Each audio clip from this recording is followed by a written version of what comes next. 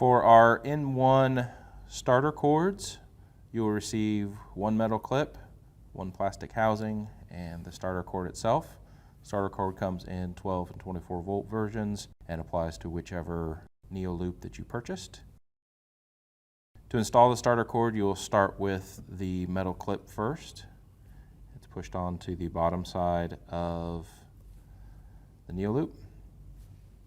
You'll then take your starter cord and the metal prongs go between the circuit board and the plastic housing.